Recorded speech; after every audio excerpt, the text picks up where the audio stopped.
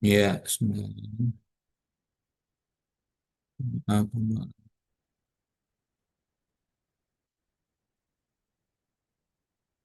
ya.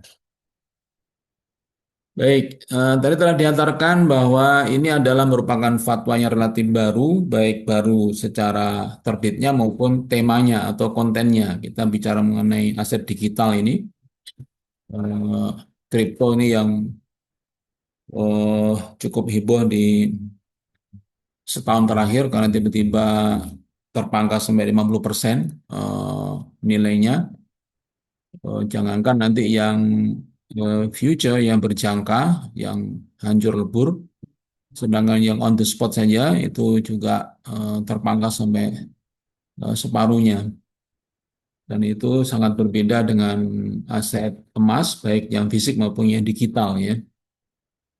Eh, Sebelumnya saya ingin juga sampaikan ini kita telah disampaikan juga oleh Ustaz Taufik tadi, kita ini adalah sosialisasi fatwa tarjih pimpinan pusat. Eh, dan saya posisinya sosialisasi, artinya tidak sedang membahas dalam konteks mengkritisi atau mempunyai dissenting opinion berkaitan dengan masalah ini, tapi kita saat ini murni sosialisasi.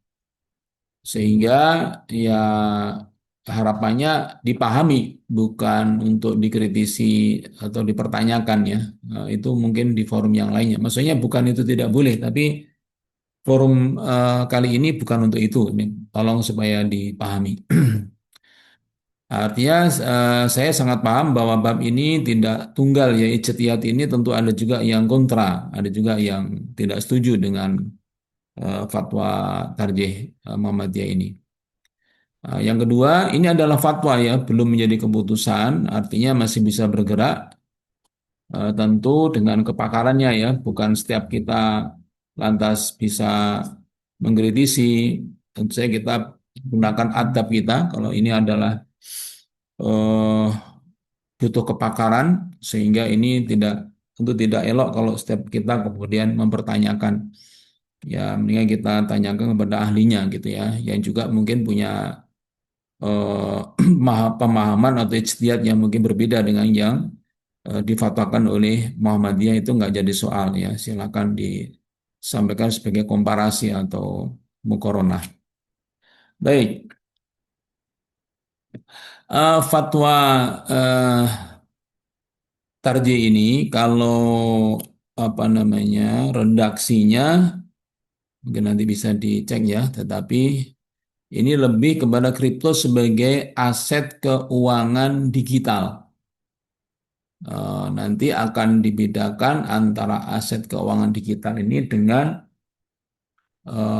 apa namanya yang diperdagangkan itu ada dua jenis kalau yang digital namanya satu on the spot satunya future atau berjangka. Nah, yang mana yang Muhammadiyah itu yang menyatakan mubah atau boleh tadi, mana yang haram ini yang akan kita bahas ya. Baik. Nah, apa ini menjadi ketertarikan bagi TAR JPP untuk difatwakan di tahun ini? Bahkan tadi ya, Februari masih ya, Februari 2026, ya baru 4 bulan yang lalu atau 5 bulan yang lalu. Karena kripto ini sudah Bitcoin itu mencapai sama Ethereum ya, berarti hampir 2 triliun ya dolar gitu ya. Jadi ini aset yang udah besar banget ya, sangat besar gitu ya. Bahkan di Indonesia ini sudah mencapai 20 jutaan investor kripto ya. Ini baru data tahun 2024 semester awal. Sehingga ini fatwa atau tidak ada fatwa ini pengaruhnya sangat signifikan dari segi total aset maupun jumlah atau pelaku investasi ini sangat sangat signifikan ya. Nah, sementara bahwa regulasi hukum positif per hari ini itu Undang-Undang Nomor 7 Tahun 2011 itu belum ada perubahan. Alat pembayaran mutlak itu adalah rupiah, ya. rupiah untuk sebagai alat pembayaran.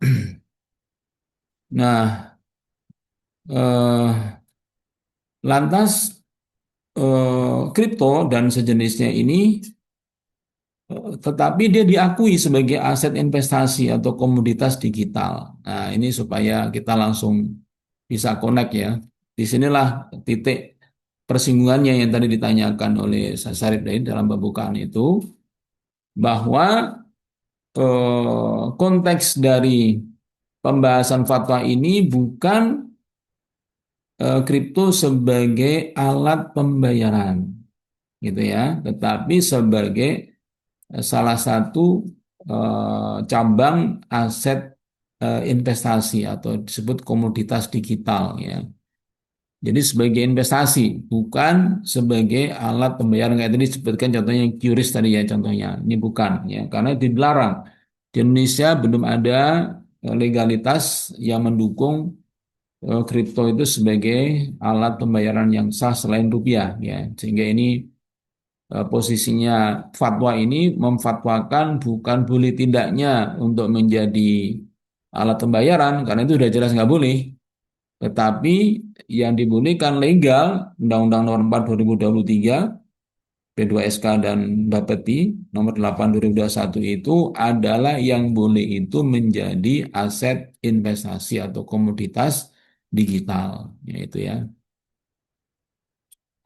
Nah, justru dengan adanya apa namanya yang kedua ini dia dibolehkan diakui maksudnya sebagai aset investasi yaitu komoditas digital, maka ini menjadi hukmul waqi, jadi kebutuhan yang mendesak untuk panduan yang menjamin kemaslahatan masyarakat, yang menjamin ketenangan setidaknya ya, kehalalannya bagaimana gitu. Karena ini sudah gede banget, banyak yang terlibat, dan di Indonesia sudah dibolehkan diakui sebagai aset digital itu diakui legal gitu ya, yang belum tinggal sebagai alat pembayaran. Baik, ini ada antrian 10, tolong diklik ya.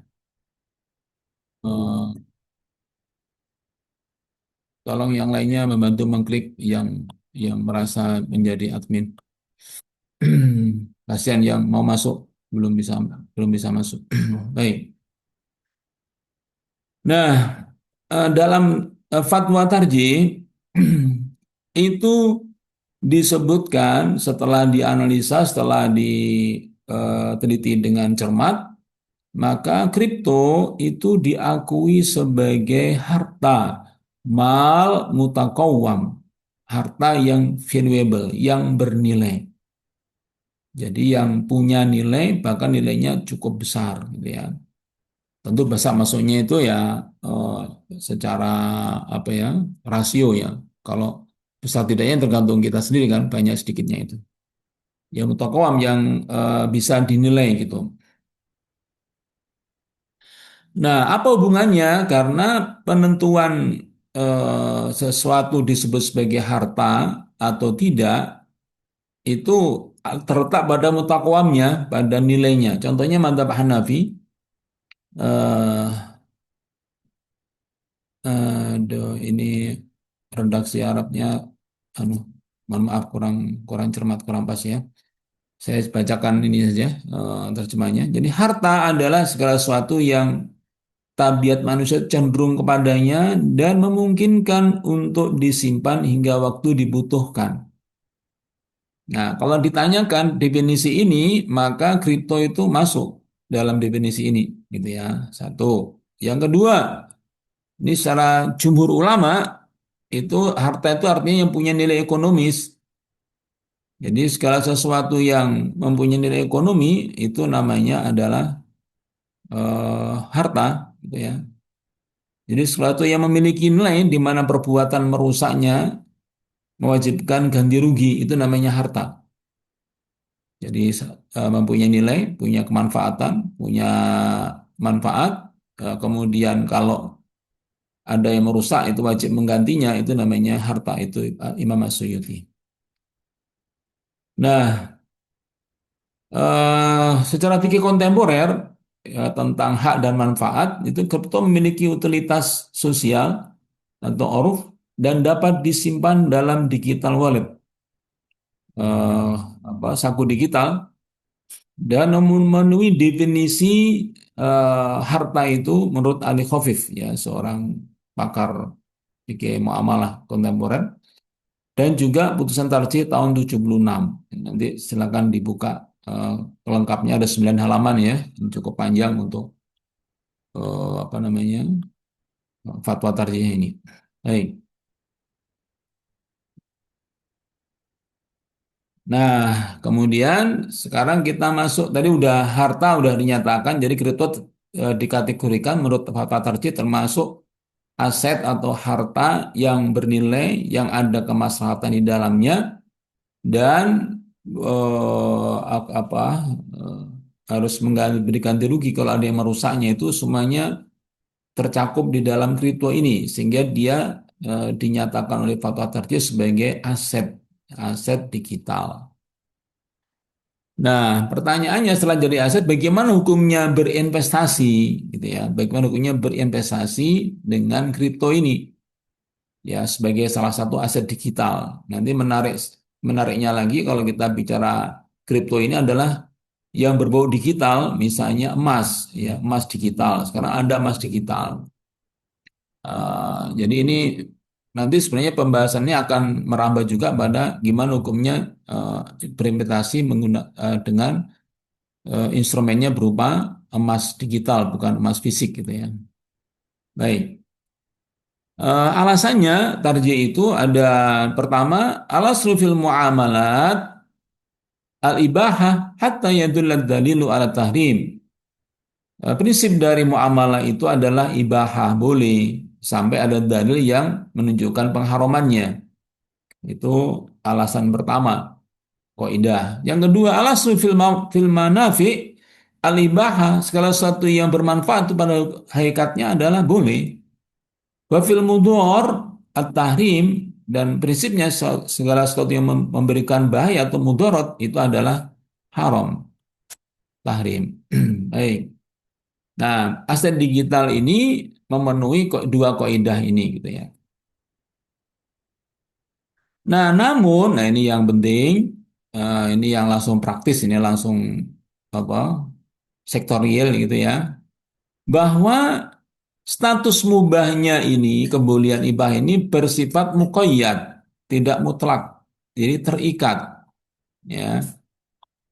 Jadi aset kripto itu menjadi mubah untuk menjadi instrumen investasi aset digital itu satu keabsahan objek yaitu ekosistemnya yang halal yang tidak ada unsur makruh maupun haram yang tadi contohkan oleh Sasari tadi misalnya diinvestasikan untuk apa misalnya untuk judi untuk pasar gelap ya misalnya bebas dari Ponzi misalnya skema Ponzi gitu ya. Nah yang kedua ini yang langsung pada jantung fatwa ini yaitu keabsahan mekanisme investasinya itu yaitu yang dimubahkan itu hanya yang pasar spot market bukan yang leverage yang berjangka yang future ya dan tanpa ada manipulasi gitu ya nanti eh, ada penjelasan setelah ini mudah-mudahan ya. Kalau enggak nanti kita buka dalam bentuk diskusi. Jadi keabsahan aset sebagai komoditas tidak otomatis membuat seluruh pedagangnya itu halal. Ini maksudnya ya, dua ini. Jadi keabsahan aset sudah jelas zatnya itu halal, peruntukannya juga untuk apa ada kripto itu digunakan apa juga halal. Itu masih ditunggu satu lagi justru inilah yang paling sensitif yaitu tentang eh, jenis transaksi yang bagaimana yang dimubahkan itu. Jadi tidak semuanya ini mukoyat ya. Ya. Jadi transaksi harus berjalan beriringan sesuai dengan syariat. Ya, baik. Jadi yang pertama tadi adalah ekosistem halal dan bebas skema Ponzi. Ini syarat satu, objeknya sah ya. Jadi nggak digunakan untuk perbuatan haram. Jadi harus tahu kalau mau beli kripto ini, salah satu misalnya Bitcoin itu misalnya, itu terafiliasi kemana? Misalnya ternyata untuk kasino digital atau crypto gambling, pornografi, dark web, pasar gelap. Nah, yang begini jelas tidak boleh kita beli meskipun untuk kepentingan lindung nilai yaitu aset digital tadi itu. Ya, dasarnya bahwa ta'awun al birri wat taqwa wala ta'awun al ismi wal udwan Al-Maidah yang kedua. Ya. Kemudian juga terbebas dari skema Ponzi atau piramida. Jadi keuntungannya harus dari nilai tambah, bukan sekadar setoran investor baru. Ya, wala takulu amwalakum bainakum bil batil. Ya, jangan kalian makan harta sama kalian dengan cara yang batil gitu ya. Nah, kemudian, nah ini yang eh, berikutnya yaitu utilitas nyata, yaitu manfaat yang nyata bukan spekulasi. Ini dipastikan jangan sampai ada spekulasi. Jadi yang pertama store of value, yaitu halal memiliki fundamental ekonomi, eh, kemudian penyimpanan nilai yang aman melalui kriptografi ini memang eh, secara ilmiah ini sangat aman kalau dari segi keamanannya ya. Nanti ada mungkin ada artikel yang perlu dibaca itu sebagaimana bagaimana tingkat keamanan eh, aset kripto ini. Yang kedua utility and governance. Kita akses fitur platform dan hak tata kelola desentralisasi. Ini bagian dari ilmu detailnya tentang cryptocurrency. Kemudian infrastruktur teknologi. Ini toolnya untuk menjadikan kripto itu menjadi sangat meyakinkan untuk sebagai aset digital gitu ya. Detailnya eh, bisa dibaca di eh, Fatwa Tarjih. Kemudian kalau ini apa? Ini halal. Nah kalau yang haram bagaimana? Nah ini haramnya kalau bagaimana? Tadi kan mukoyat ya, bisa bisa halal, bisa haram ya. Halal kalau seperti itu. Haram kalau bagaimana? Kalau ternyata dia adalah ini rutinitas, tidak ada kemanfaatannya, ini rutinitas. Yang kedua spekulasi murni, jadi gambling, judi, itu yang tidak boleh. Jadi ada unsur tabzir, menyanyiakan harta, maisir atau judi, dan goror atau ketidakpastian. Ya ayyuhalladzina amanu innamal khamru wal maisiru wal ansab wal azlam rijsun min amali syaitan fajtanibuhu. Jadi eh, jangan sampai di ternyata aset yang kita beli itu ternyata peruntukannya untuk seperti itu dan juga ternyata transaksinya transaksi yang maisir dan atau goror ya. Nah, Rasulullah melarang jual beli yang mengandung unsur goror. Itu baik. Nah, sekarang yang syarat kedua yaitu tadi objek sudah. Nah, sekarang kita mau transaksi jual beli di pasar kripto aset digital ini mempunyai persyaratan yang sebenarnya sederhana. Yang penting fokusnya adalah wajib tunai, yaitu spot. Dilarang futures.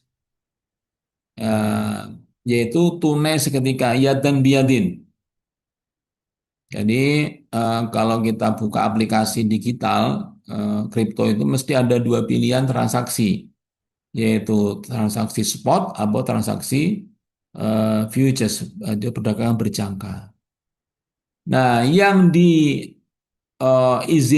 oleh Tarjih itu hanya yang pertama saja, yaitu on the spot pasar. On the spot itu gampangannya transaksi jual belinya itu murni, misalnya kita kayak beli emas itu, mirip itu ya, misalnya kita beli emas ke toko, hari ini misalnya harganya 2 juta misalnya, terus emas kita simpan, setelah mungkin setahun kita lepas karena harganya misalnya 2,5 juta untuk 500.000 sudah potong admin misalnya seperti itu namanya apa transaksi spot ya. Nah, dilarang atau tidak diperbolehkan kalau untuk apa transaksinya itu perdagangan berjangka yaitu futures. Ini sebenarnya yang perlu dipahami bahwa yang dimaksud dengan kalau yang pertama ini kita itu betul-betul nyata kita beli dan asetnya itu ada di apa dompet kita, di rekening kita tuh muncul nilai asetnya itu ada di situ gitu ya. Sedangkan yang kedua ini gampangannya ini orang tebak-tebakan aja, dia store uang misalnya 100.000, itu dia sebenarnya tidak punya kriptonya, dia nggak ada, dia nggak punya, dia hanya titip uang untuk nebak, mudah-mudahan bener gitu. Ya kalau bener nanti untungnya besar karena ada leverage-nya, bisa sampai 10 kali lipatnya, jadi 100.000 seperti sejuta gitu. Tapi kalau apa namanya ternyata turun harganya nggak sesuai dengan harapan, dia bisa langsung habis uang 100.000 tadi, habis sama sekali. Itu ciri khas dari perdagangan berjangka atau futures atau derivatif itu, yang itu diharamkan oleh tarji.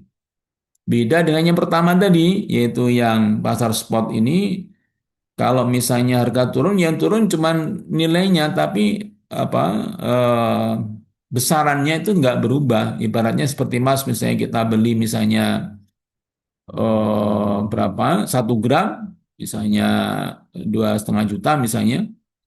Tiba-tiba setelah kita beli, ternyata harga turun 1,5 juta. Yang naik turun kan cuma harganya, tapi nilainya emasnya tetap 1 gram gitu maksudnya. Sama, spot itu begitu.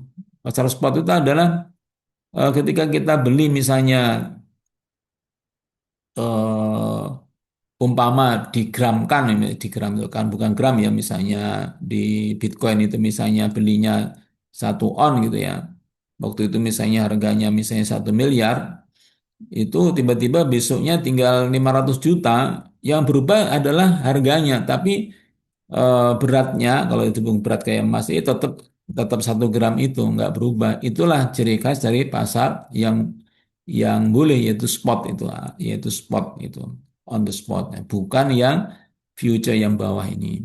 Nah, nanti ada tombolnya itu gampang dilihat itu, kalau di apa aplikasi itu mesti ada pilihan seperti itu. Bahkan kalau di beberapa aplikasi itu untuk pemula memang nggak boleh, belum dimunculkan apa namanya menu yang futures ini. Dengan berjangka ini mesti belum ada, yang ada lah hanya pasar spot saja gitu ya. Nah, itu bagus untuk melindungi, karena itu betul-betul faktor gharar dan maisirnya sangat besar ya, makanya diharamkan oleh tarjih gitu ya. Baik. Jadi sekali lagi, syarat kedua ini mekanisme ini itu larangan leverage, margin dan pinjaman berbunga. Ya, praktek leverage eh, ini sebenarnya meminjam dana dari bursa atau exchange untuk melipat gandakan modal berpotensi melanggar dua prinsip syariah. Nah, pertama itu baik wasalab, jadi gabungkan antara akad pinjaman dengan jual beli di platform yang sama gitu. Kemudian pelanggaran satunya adalah ini riba nasiah, kalau mengenakan biaya pinjaman ada bunganya, misalnya per hari berapa gitu ya, misalnya seperti itu. Nah, ini yang kenapa diharamkannya seperti ini. Nah, kemudian juga larangan manipulasi pasar. Ini baik pelakunya maupun, bentar ini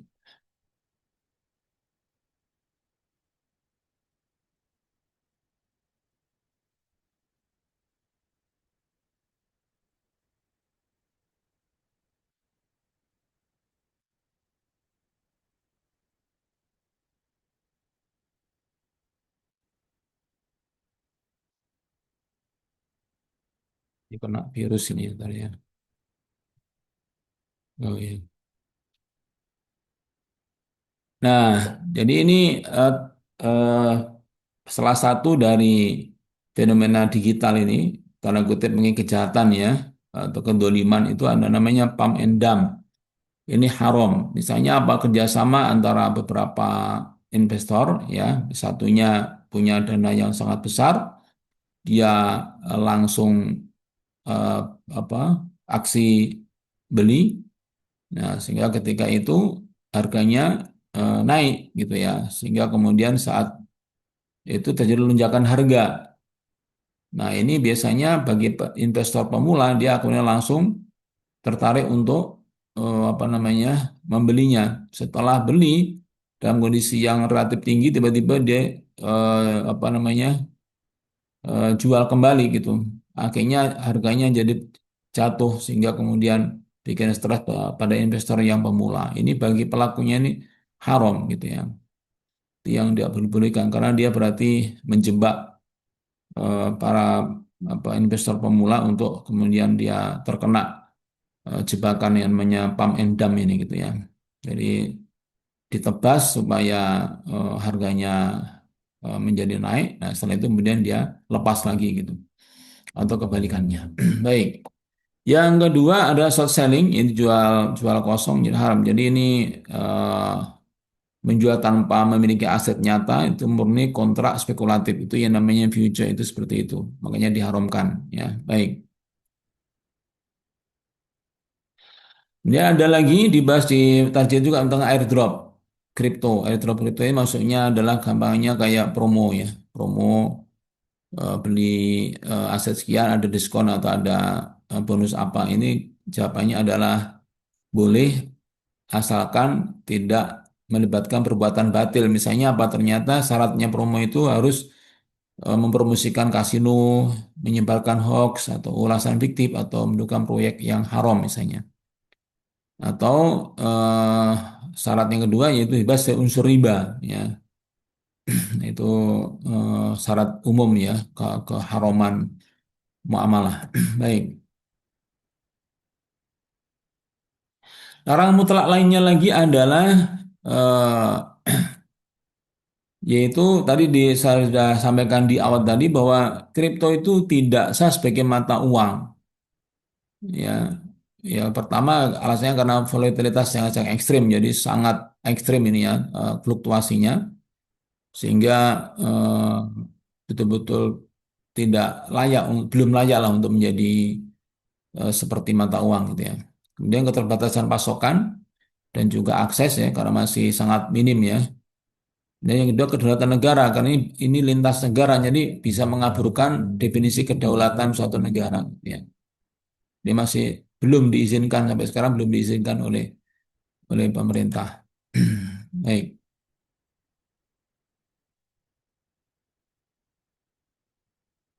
Kemudian eh terakhir terakhir nih ya.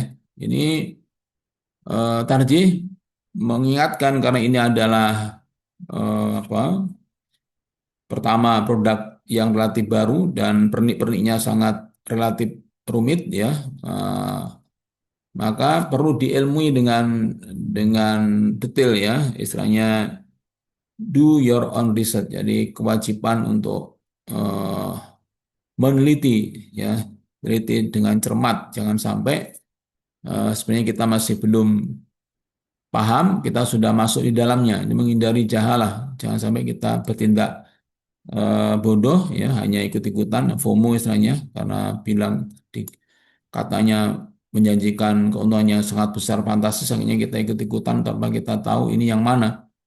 Setidaknya tadi sudah kita jelaskan, sudah mutlak fatwa tarjih itu melarang yang future yang berjangka, hanya boleh yang on the spot ya, pasar spot tadi yang hanya lindung nilai dan nanti kalau harga naik ya dia lepas, kalau enggak ya ditahan dulu gitu misalnya gitu. Nah, itu kemudian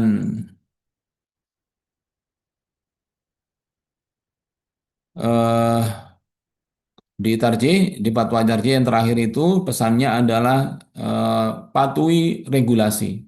Jangan sampai kita ini sengaja untuk tidak patuh pada regulasi. Jadi apapun regulasinya berkaitan dengan jual beli atau transaksi aset digital ini pahami betul regulasinya bagaimana. Jangan sampai kita melanggar eh, apa namanya aturan yang telah dibuat oleh negara atau pemerintah.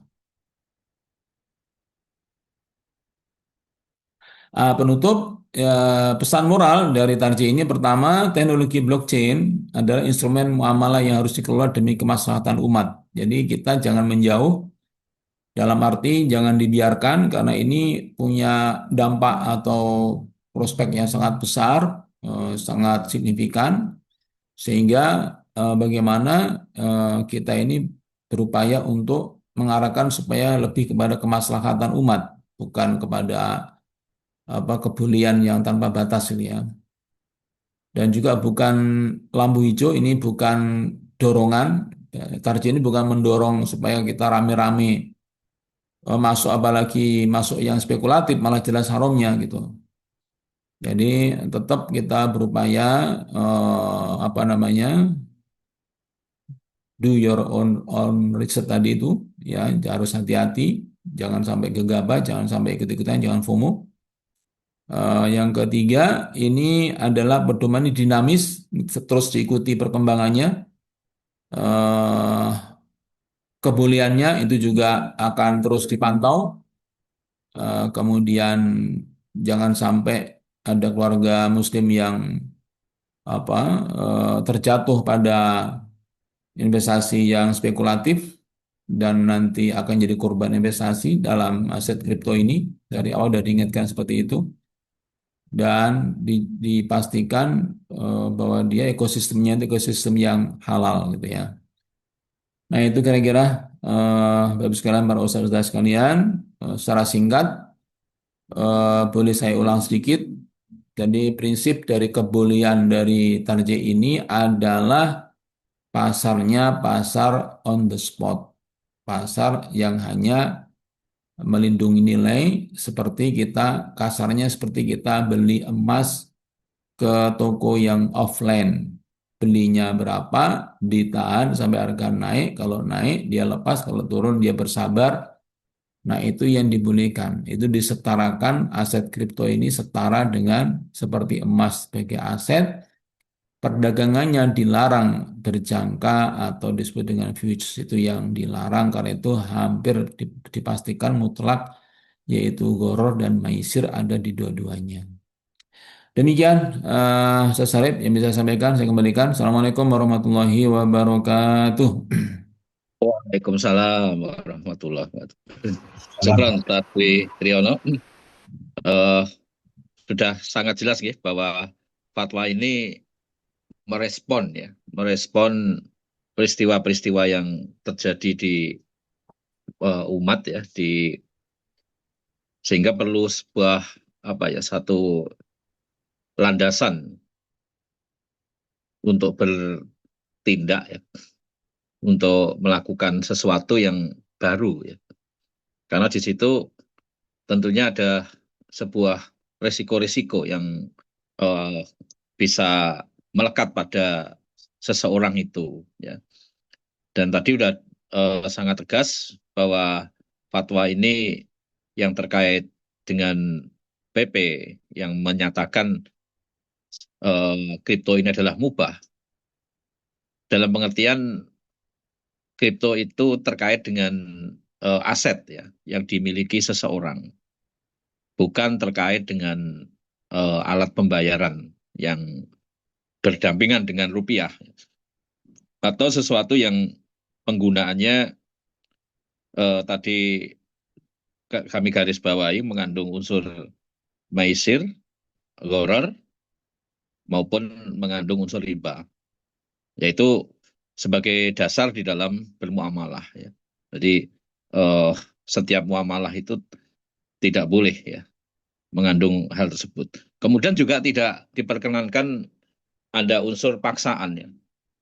Karena akad itu pada dasarnya adalah antara minkum ya. Saling ridho, saling memahami apa yang menjadi objek itu ya. Dan sekali lagi tidak ada unsur paksaan. Kami persilahkan Bapak-bapak, Ibu-ibu, para ustadz mungkin bisa menambahkan atau memberikan argumen atau pertanyaan. Tadi juga sudah disampaikan oleh Ustadz Dwi bahwa forum ini lebih fokus untuk sosialisasi.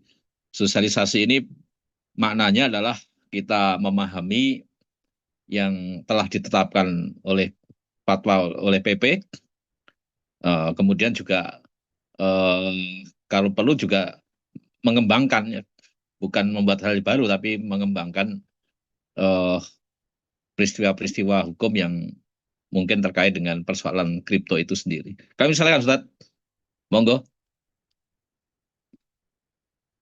Ini pesertanya lumayan ini 100 pas ini. Alhamdulillah, Pak Sarif, Nggih. Nggih. kita Monggo Ustaz. khususnya saya ya Nggih. menyambut baik dari hal yang disampaikan dari Majelis Tarjih Pusat ini yang telah eh, memperluas pemahaman ilmu kekinian ya. Namun demikian ya, kalau ini hanya sebagai semacam apa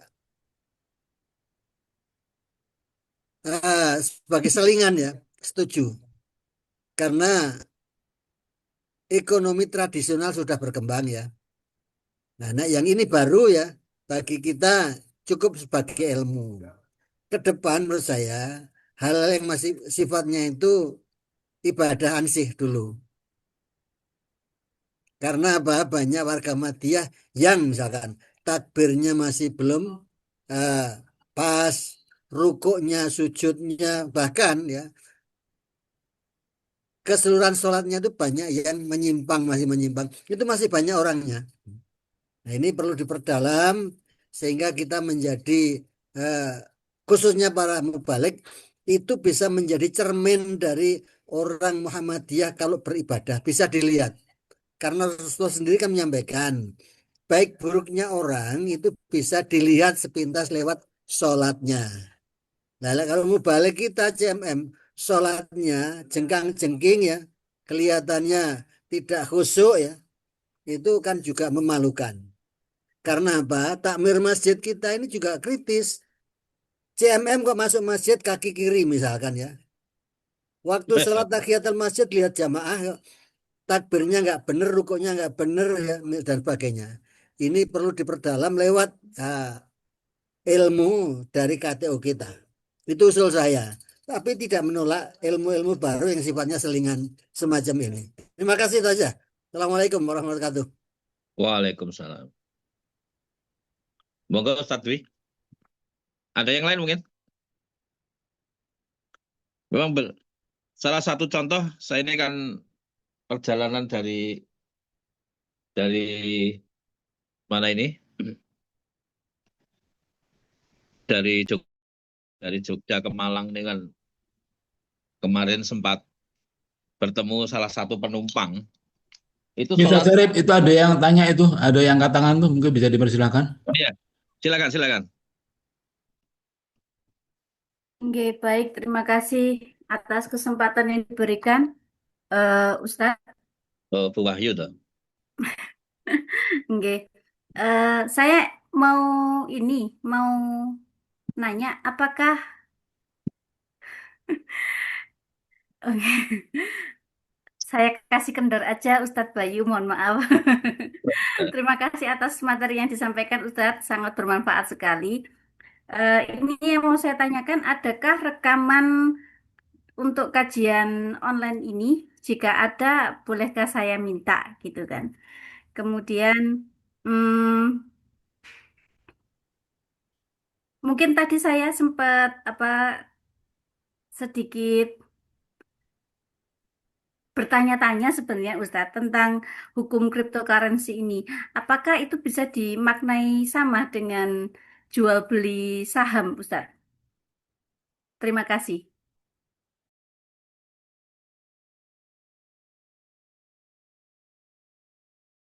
Monggo langsung Ustaz Dwi ya. Nggih, Manten nuwun Bu Wahyu ya. Jadi gini, kalau ditanyakan apakah sama atau serupa dengan saham, dengan komoditas, jawabannya adalah serupa. Serupa itu maksudnya apa hukumnya, Bu? Jadi hukumnya jadinya sama.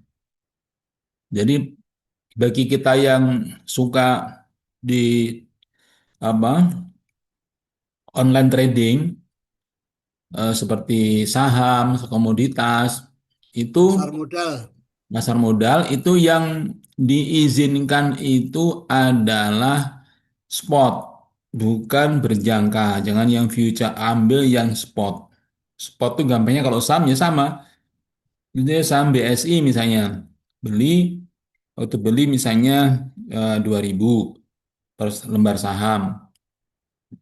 Belinya beli spot aja, kayak kita beli emas itu, kemudian disimpan, disimpan artinya ditunggu waktunya. Kalau kita pandang harganya udah ada keuntungan, kita lepas, gitu saja. Kemudian kalau masih di bawahnya kita tahan dulu karena kita modalnya sedang eh, apa investasi aset itu ya gitu.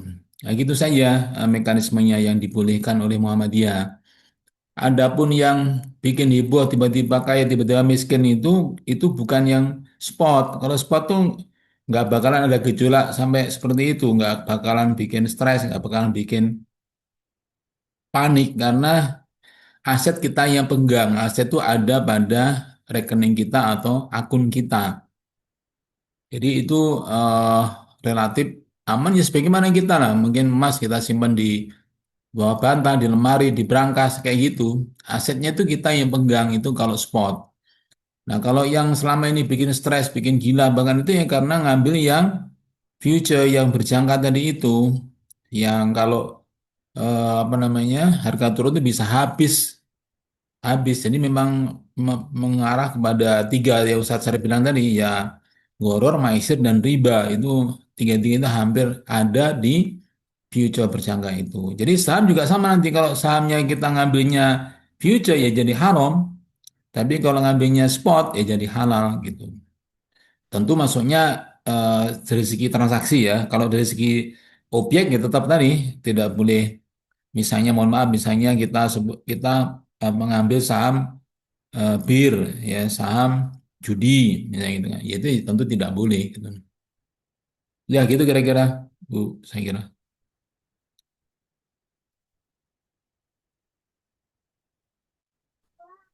Terima kasih atas jawabannya, Ustadz. Ya untuk apa namanya eh rekaman itu ada nanti di Makotamu ada ini kan YouTube-nya live streaming nih Bu. Sekarang kita lihat di YouTube juga ada ini. Itu sudah dijelaskan oleh itu yang jawab itu siapa tadi. Baik, Baik, lanjut. Itu Ustadz. ada Pak Mukti. Ustaz Sarip, monggo dipersilakan. Oke, monggo. Pak Mukti, Ustadz Mukti silakan. Saya buka dulu. Oke. Assalamualaikum warahmatullahi wabarakatuh. Waalaikumsalam. Waalaikumsalam warahmatullahi wabarakatuh. Eh, saya kira ini sesuatu ya hal yang baru dan kemungkinan besar kita sebagai mubalik itu ditanya oleh jamaah. Nah, tentang keharaman dan kehalalan Iya, iya, iya. tidak hanya Betul. Bitcoin, ada juga apa itu Saham, saham. ya. Memang iya, selama ini kan saya sendiri dari kawan itu ada yang tanya, satu malam itu habis 150 juta. Nah, Ini yang mana? Itu harus seperti itu. Jadi supaya kita bisa menjelaskan secara detail, apa tidak perlu ada semacam eh, kajian secara intensif. Karena suatu saat kita akan ditanya itu, kita sebagai mubalik harus punya bekal. Jadi semacam memang transaksi-transaksi kekinian. Nah, karena kita mau tidak mau kita akan menghadapi itu. Saya kira begitu, Pak. Matur nuwun ngapunten kathah. Assalamualaikum.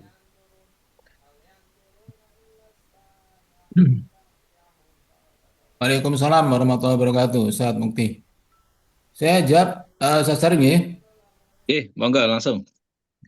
Baik, kalau mengenai kajian intensif saya kira itu menyangkut daya minat ya, karena nggak semua punya minat dalam transaksi digital saat ini.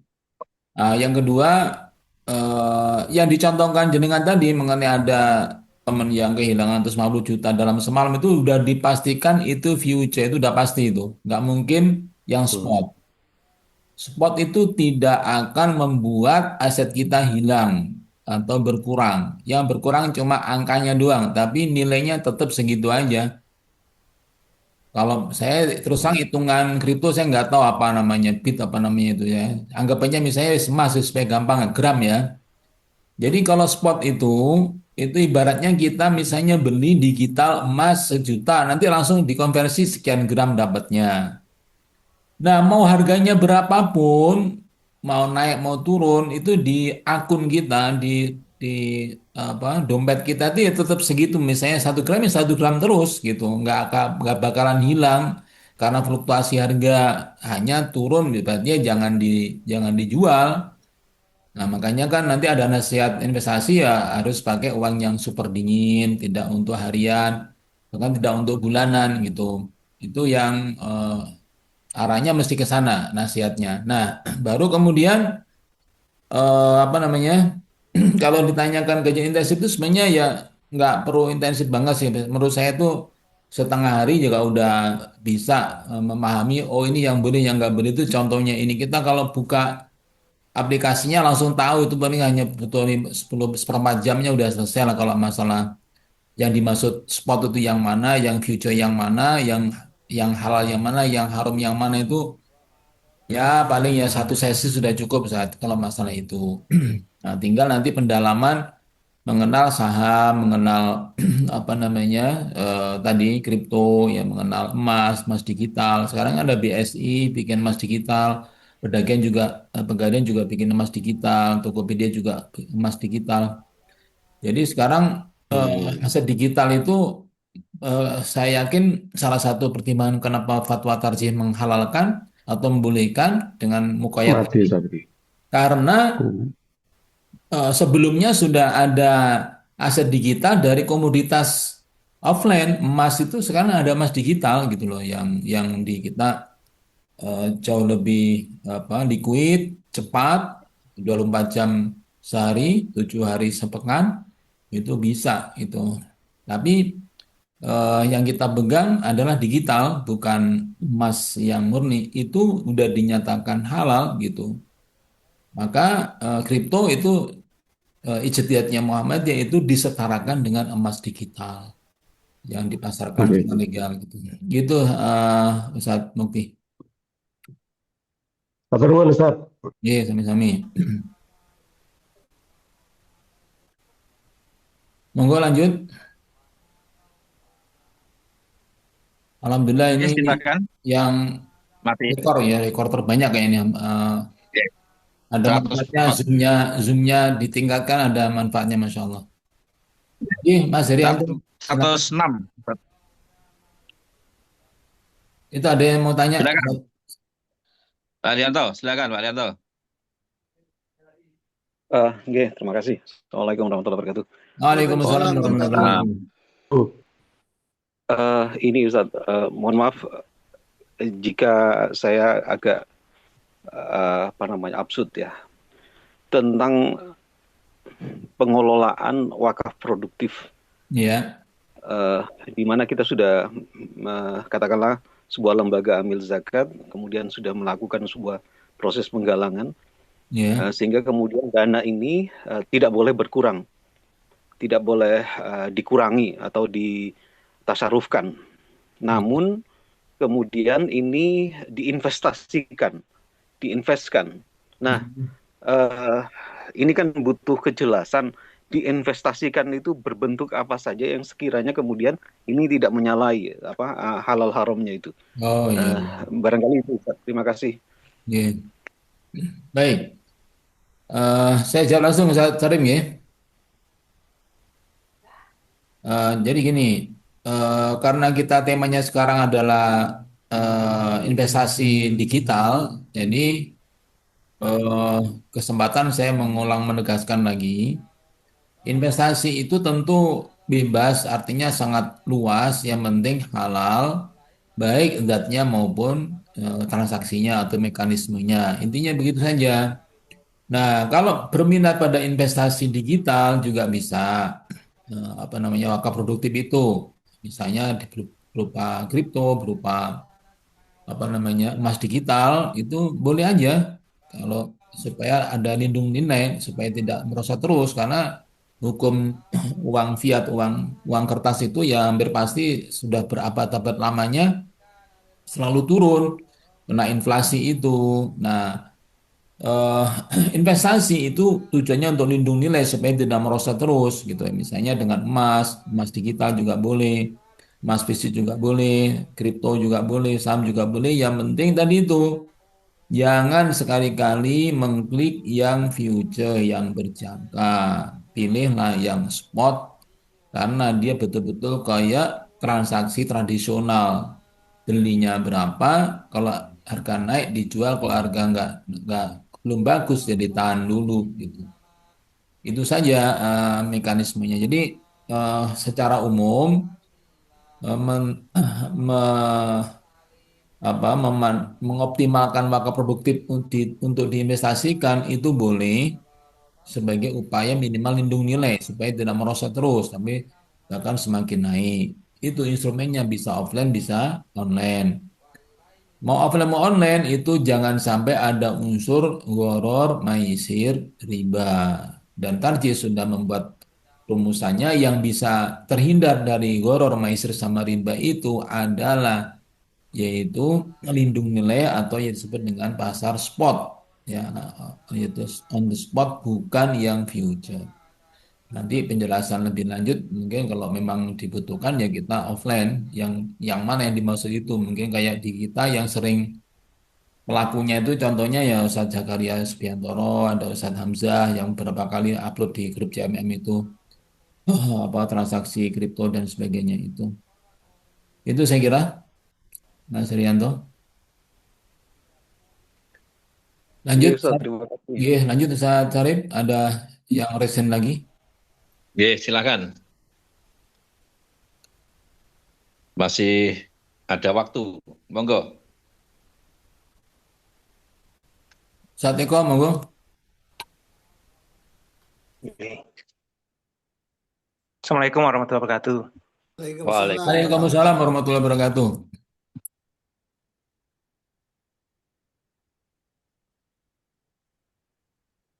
Dengar semuanya dengar nih nggih. Oke, Dengar. Iya. monggo. Oke, ngapunten. Tadi Ustadz Dwi tadi bilang kalau fatwa tarjih dengan emas online itu halal ya Ustadz ya. Lanjut, lanjut. Oke, emas online halal.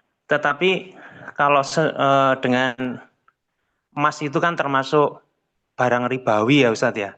Hmm. Emas itu termasuk barang ribawi yang mana transaksi emas itu memang harus hati-hati Ustadz. Kalau menurut pandangan saya, itu emas itu tidak boleh ketika transaksi dengan online. Karena harus memenuhi syarat sesuai dengan di hadis Nabi SAW, bahwa transaksi benda ribawi termasuk emas, itu harus wajib iatan biadin. Itu kan, harus langsung tunai serah terima langsung. Gitu kan. Jadi tidak boleh ada jeda. Kalau ada jeda maka termasuk riba itu Ustaz. Jadi saya kok kurang sepakat dengan adanya emas digital. Apalagi kalau emas digital itu kan barangnya nggak ada emasnya, cuma tertulis aja. Kurang sepakat eh, kalau emas digital itu dihalalkan itu Ustaz. Kalau saya tetap bahwa berpendapat emas digital itu tetap haram. Ya, karena tidak memenuhi unsur yatan biadin tadi, yatan biadin. Ya kan? Apalagi transaksi emas dengan uang gitu kan. Uang itu kan dikiaskan kan benda ribawi itu kan ada 6 ya. Termasuk emas, perak, bur, syair, garam, kemudian kurma, ada 6. Jadi keenam benda ribawi ini tidak boleh transaksinya itu menyalahi di hadis Nabi itu. Yang wabil khusus itu ketika emas dan perak itu kan alat tukar, ya kan? Itu kan para ulama mengkiaskan bahwa emas dan perak itu dikiaskan dengan rupiah. Nah, jadi ketika apa namanya alat tukar ditukar dengan alat tukar, ya gitu kan, emas tukar dengan perak atau emas tukar dengan uang, itu wajib iya dan biadin, tidak boleh ada jeda. Itu yang menjadikan apalagi beli emas secara online itu menurut saya itu merupakan menyalahi itu, jadi masuk unsur riba. Ngaten Ustaz, mohon pendapatnya. Assalamualaikum warahmatullahi wabarakatuh. Waalaikumsalam warahmatullahi wabarakatuh. Oke, langsung Ustadz Dwi. Bismillah.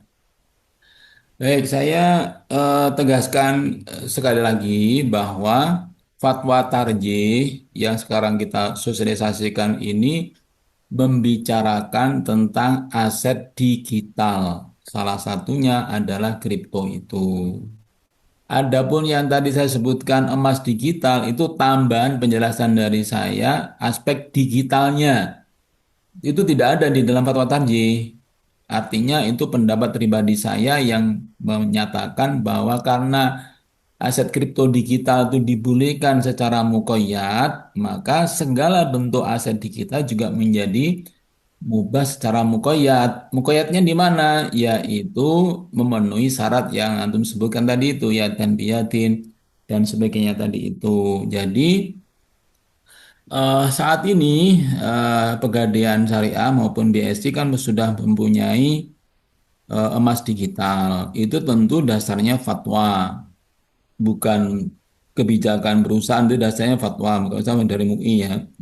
Jadi tentu saja MUI juga sudah mengerti barang riba itu yang mana, syaratnya yatin juga mesti sudah tahu. Artinya ijtihadnya pemberi fatwa itu ya sudah memenuhi syarat gitu maksudnya.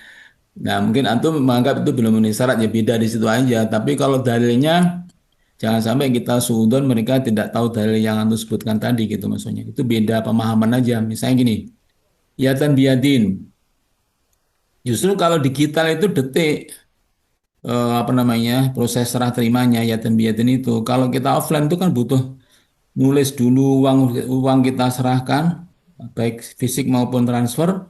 Setelah itu dia apa bikin dokumennya mungkin butuh seperempat jam atau setengah jam, baru kemudian disiapkan barangnya mungkin butuh waktu 1 jam itu baru diserahkan. Jadi butuh waktu juga itu. Justru kalau di kita itu malah langsung ada uang untuk beli emas, langsung saat itu diklik ya langsung masuk ke kantong ke akunnya kita itu gitu. Tapi itu sifatnya digital. Jadi kalau pembahasannya Semakin meragukan digital, yaitu berarti ya harus dibahas dari sebelumnya lagi bagaimana tentang aset digital gitu-gitu ya. Tapi kalau yatin biyatin itu saya yakin sudah dihitung oleh para ulama yang membolehkan itu sudah memenuhi kriteria yatin biyatin itu sendiri. Nah, yang fokusnya saya sebenarnya bukan di situ, Ustaz Eko ya, tapi maksudnya adalah mana yang boleh itu yang penting. Baru kemudian di apa diklasifikasi mana yang bisa seperti itu. Tadi sudah dicontohkan dengan bagus oleh Ustadz Mukti tadi itu tentang ada seorang yang kehilangan uang 250 juta selama semalam. Itu udah pasti itu yang future, yang berjangka, yang pakai leverage. Itu yang diharamkan juga oleh Muhammadiyah nggak membolehkan gitu ya. Emas juga begitu nanti. Meskipun fisiknya, meskipun emas digital, kalau ternyata future juga diharamkan juga. Yang boleh hanya lindung nilai, yaitu beli saat ini beli berapa, langsung masuk ke akun, kemudian nanti harga naik, kemudian dijual kalau dia mau, atau mungkin ditunggu terserah dia gitu. Jadi begitu, ya kalau masalah beda pendapat nggak apa-apa kalau antum punya pendapat gitu ya saya kira nggak ada masalah ya. Toh ini tadi kan kita nggak bahas tentang emas, maksudnya fatwa tarjih nggak bahas masalah emas. Tapi kalau antum pengen tahu pendapat saya seperti itu ya, pendapat sama pendapatnya ya silakan, mana yang antum yakini silakan dipakai gitu. Itu saya kira. Saat Sarip, saat Eko, saat Sarip monggo. Dwi, Nggih. nggih, silakan kalau masih ada. Ini masih Masih kurang panjang, masih 10 menit. Monggo kalau masih ada 10 lagi. menit lagi. Mumpung banyak yang hadir ini. 106 tercatat ini. Ya, kalau nggak ada ya jangan dipaksa. Saya cari ditutup nggak Oke, apa-apa. oke, Jangan dipaksa nanti. oke, oke. Terima kasih eh, para ustadz ustazah yang telah mengikuti kajian pada malam hari ini, di mana ini mengkaji salah satu fatwa Majelis Tarjih dan Tajdid PP Muhammadiyah, ya. Karena yang membidangi fatwa itu adalah Majelis Tarjih.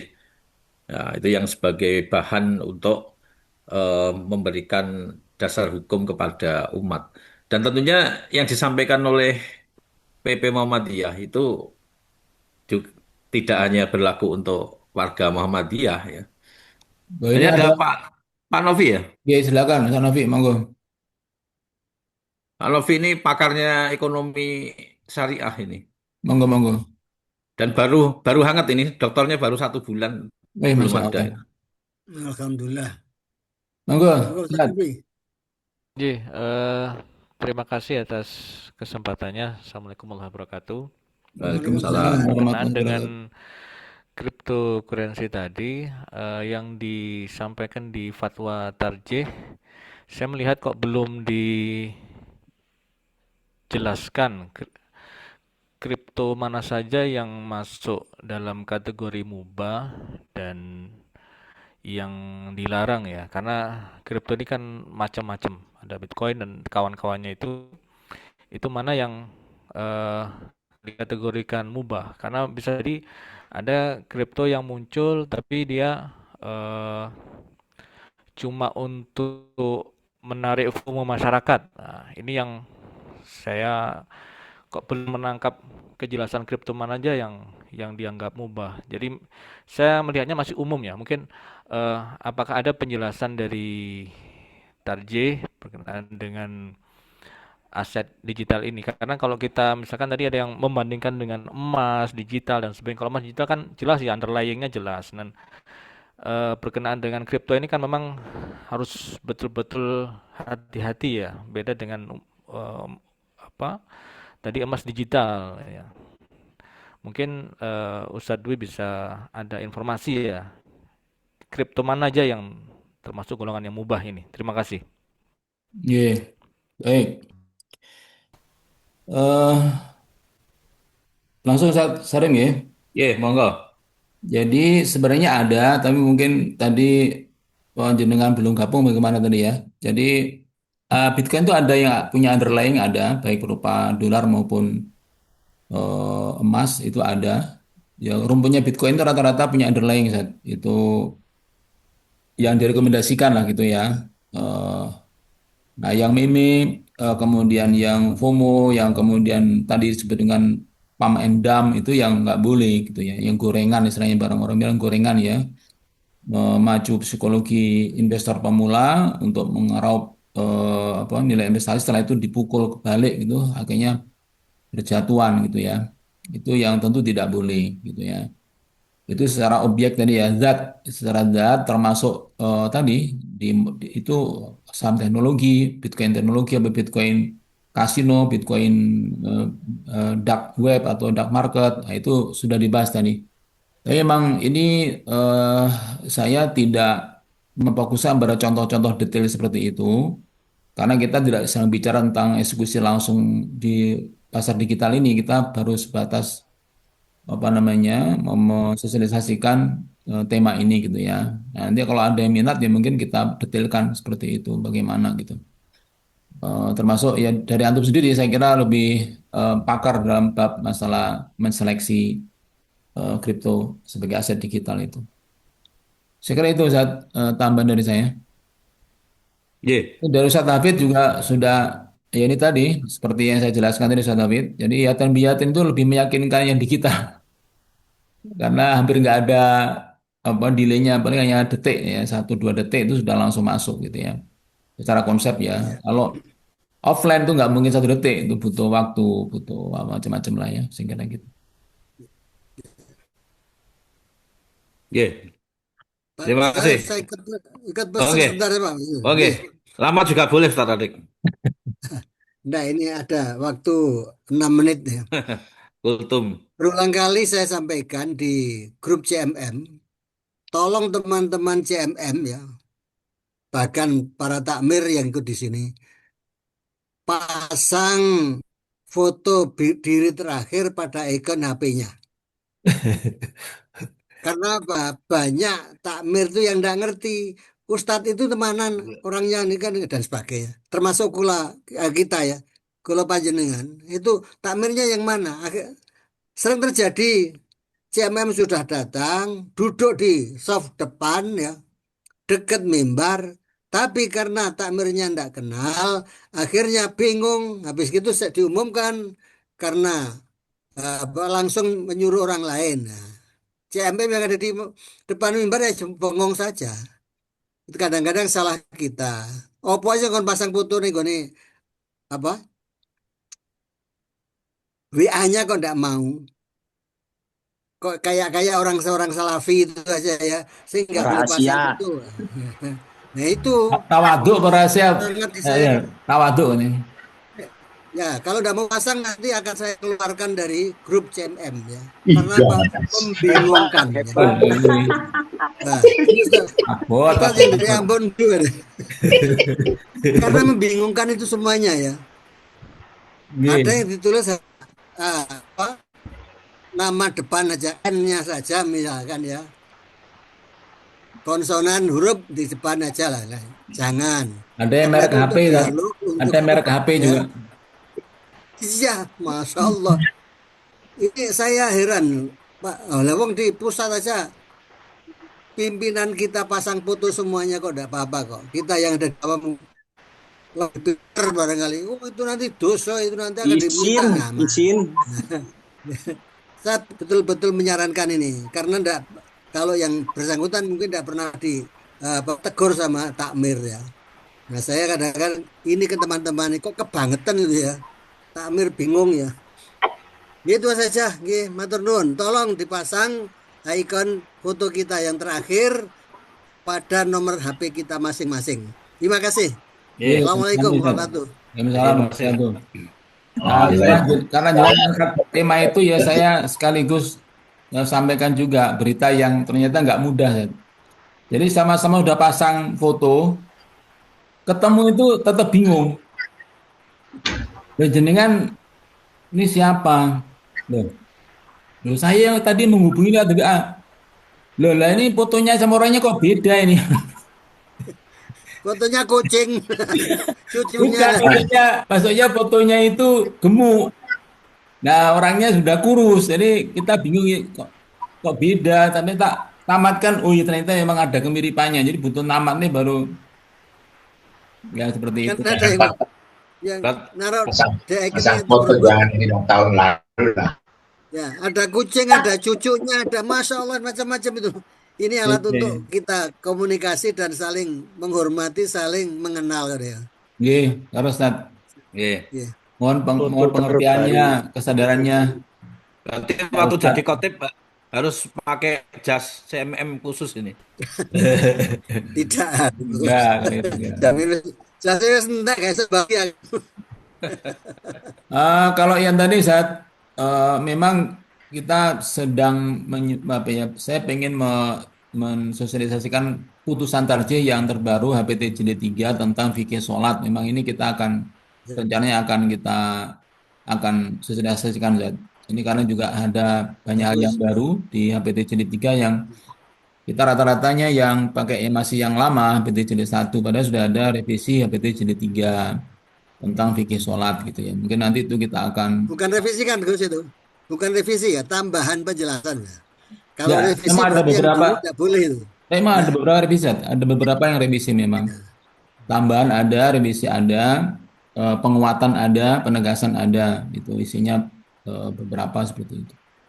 Nah, itu nanti kita apa namanya akan presentasikan sehingga dosis untuk fikih ibadah tentu tetap ada dan untuk wawasan kekinian juga tentu harus tetap ada. Kita padukan ya. Kalau bisa semuanya lah, semuanya jalan, tidak selalu kekinian terus, nggak pernah bahas yang fikih ibadah terus juga nanti kita jadi kurang update pada situasi terkininya gitu.